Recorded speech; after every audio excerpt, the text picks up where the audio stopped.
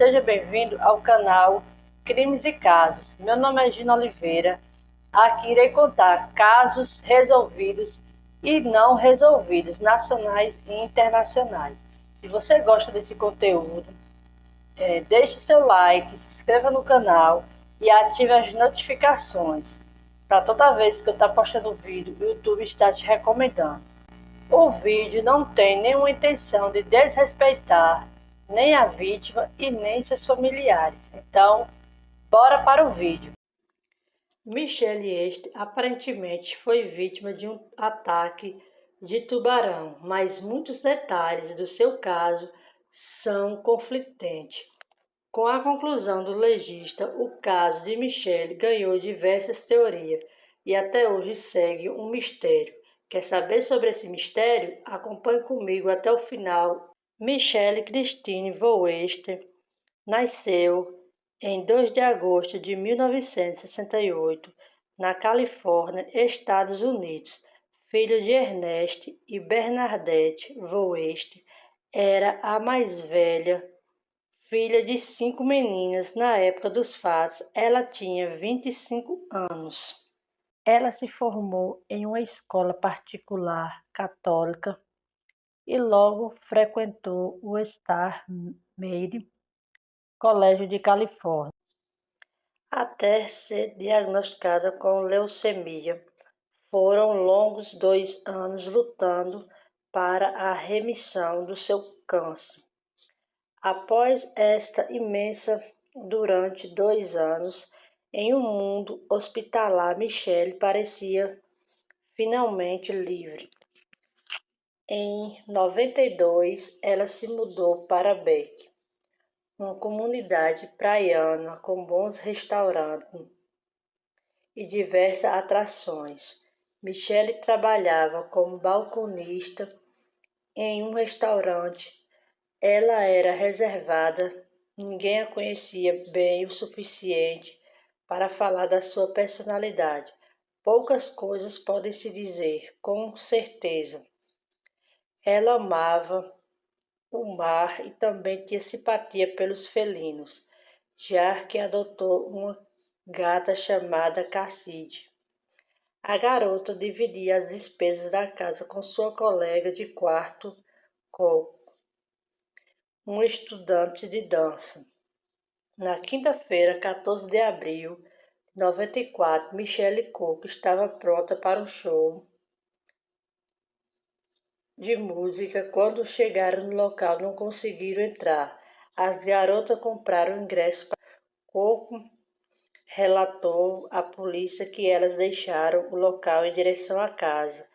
Em um dado momento, Michelle disse que iria ficar pelo caminho em um pier a vários quarteirões da sua moradia.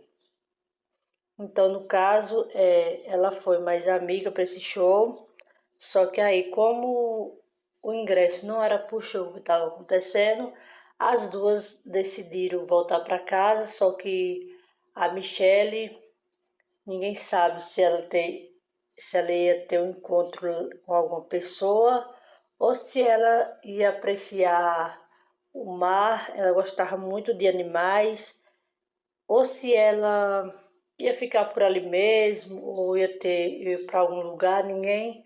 Até hoje ninguém sabe o que ela ia fazer realmente ali por perto. Fazia muito frio naquela noite. E ela desceu do carro da amiga.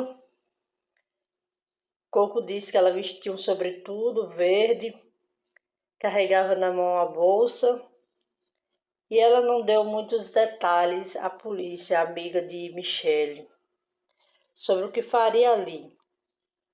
E também ela não quis ser muito invasiva com Michelle para saber o que ela ia fazer, com quem ela se encontrar, porque era para ela ter medo perguntado, né, o que ele ia fazer, com quem ela se encontrar, para ter mais detalhe. Caso acontecesse alguma coisa, ela já está sabendo o que iria acontecer, né, para ficar esperta, saber a quem recorrer, onde perguntar, essas coisas assim.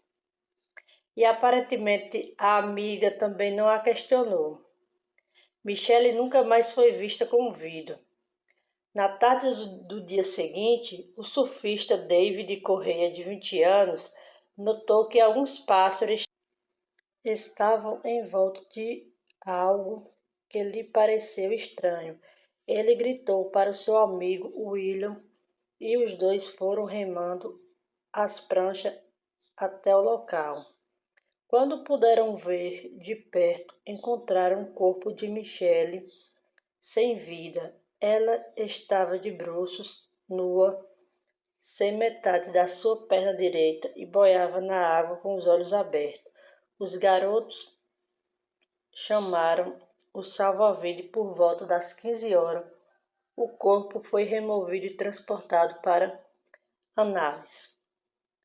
O legista Robert disse que Michelle tinha ferida grande, tipo rasgante, com falta de tecido nas costas e no ombro. Patologistas disseram que eram marcas de mordida de aproximadamente 16 centímetros. A perna direita da vítima foi cortada no meio da coxa e perdida de acordo com o estado do corpo. O legista disse que ela não parecia estar muito tempo dentro da água. Mais tarde naquela noite, um morador encontrou a bolsa de Michelle. O homem carregava uma lanterna durante uma caminhada noturna e a sua luz iluminou o objeto. A bolsa estava intacta e nada tinha sido roubado. Continha cigarros, seus documentos de motorista, uma carteira contendo quase 30 em dinheiro, chaves, itens de maquiagem e um contra-cheque. Em 1994, a chefe de um restaurante em que Michelle trabalhava viu no noticiário que uma mulher falecida não identificada com uma tatuagem de borboleta havia sido encontrada. Ela lembrou imediatamente de Michelle, que não havia ido trabalhar no dia, e logo entrou em contato com a polícia. A mulher foi capaz de descrever diversas características de Michelle, inclusive um detalhe pelicular. Ela disse à polícia que sua funcionária nunca depilava as pernas ou axila. O médico legista não tinha dúvida e pediu que ela fosse ao necrotério. Foi compreensível que ela não quisesse ver os restos mortais pessoalmente. Então o médico legista tirou uma foto. A mulher reconheceu e identificou Michelle pela foto. A investigação. Dr. Bryan realizou uma nova autópsia no corpo. Ele disse que Michelle tinha vários ossos quebrados, incluindo uma fratura no pescoço. Havia costelas quebradas e sua pelvis foi separada pela força bruta. Ela sangrou internamente e depois se afogou. Em outras palavras, ela estava viva. O que quer que fosse infligiu todo esse dano. Ela também tinha hematomas e arranhões no rosto e na região dos seios. Foi encontrada grande quantidade em seus pulmões, boca, garganta e estômago, disse Dr. Bray. Concluiu que tubarões azul havia mordiscado o corpo. Seu veredito parecia seguir o depoimento de Coco, a amiga de Michelle, e afirmou que Michelle entrou na água por volta da meia-noite. No entanto, isso contradiz a descoberta de Robert de que o corpo não ficou muito tempo na água, como dois médicos legistas poderiam discordar tão seguramente sobre o horário em que o corpo estava na água. É aqui que o caso começa intrigante. Muitas pessoas levantaram suas teorias e suspeitos foram colocados em cenas. Ataques de tubarão brancos? Blake decidiu que Michelle morreu a partir de um grande tubarão branco. Apesar de não ter experiência com autópsia, em vítimas de tubarão, especialistas marinhos apoia sua declaração, embora nunca tenha visto o corpo de perto. A suposta morte de Michele por um tubarão branco foi o primeiro ataque fatal na costa oeste desde 1989. Isto não era comum na região. 10 dias depois, os investigadores encerraram o caso, chamando sua morte de um ataque fatal de tubarão. Teorias sobre a morte de Michele. Uma delas é que Michele foi nadar naquela noite e arrastada pela maré. Seu corpo bateu contra as pedras, causando diversos ferimentos.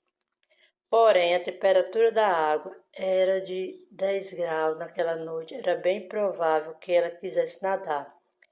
Outra teoria é de que ela caiu ou foi empurrada de um lugar mais alto. Isso explicaria os ossos quebrados e hematoma, mas não explica porque ela estava nua e como sua perna foi cortada e perdida. A teoria mais plausível para as grandes partes das pessoas é de que a garota foi assassinada. Certa vez ela contou para sua chefe que precisou abandonar seu emprego anterior porque o homem estava perseguindo. Ele costumava segui-la de moto. Eide relatou à imprensa que conheceu Michele em 94. Ele admitiu que perseguiu Michele por semana até que ela finalmente aceitou sair com ele. É no mínimo estranho que a garota aceitasse sair com ele se o considerava um perseguidor. O homem parecia bastante empenhado em ajudar o caso, mesmo que só tenha tido um encontro com Michele. Inclusive, foi Eide quem pediu o Instituto Legal de San Diego para reavaliar o caso em 2008. Nunca se falou nada sobre sinais de agressão sexual. Uma agressão sexual violenta provavelmente teria causado lesão genitais visível e explicaria por que Michele estava nua. Coco, amiga de Michele, foi procurada diversas vezes pela mídia. Ela nunca quis dar conformado com seu depoimento um tanto vago sobre aquele dia que ela não soube precisar horários e nem dar certeza do local em que Michele desembarcou. As roupas de Michele nunca foram encontradas.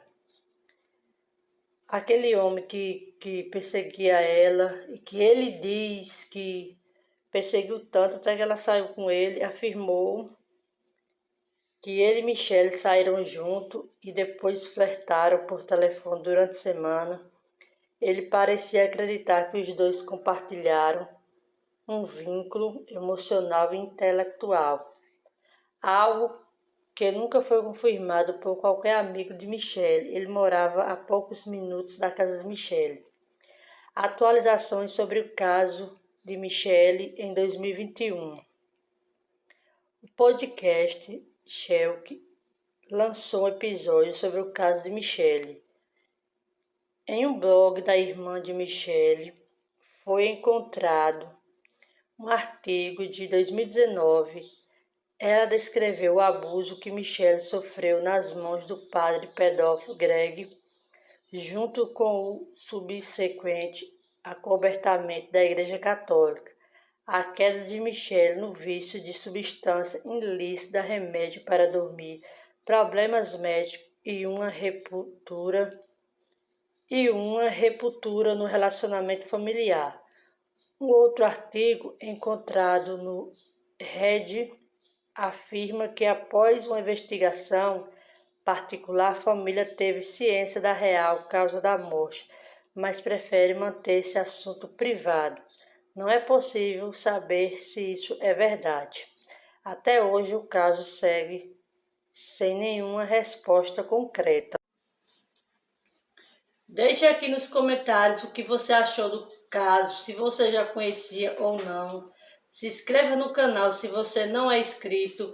Ative as notificações para toda vez que eu estar postando um vídeo, o YouTube está te recomendando. Deixe seu like e até os próximos vídeos.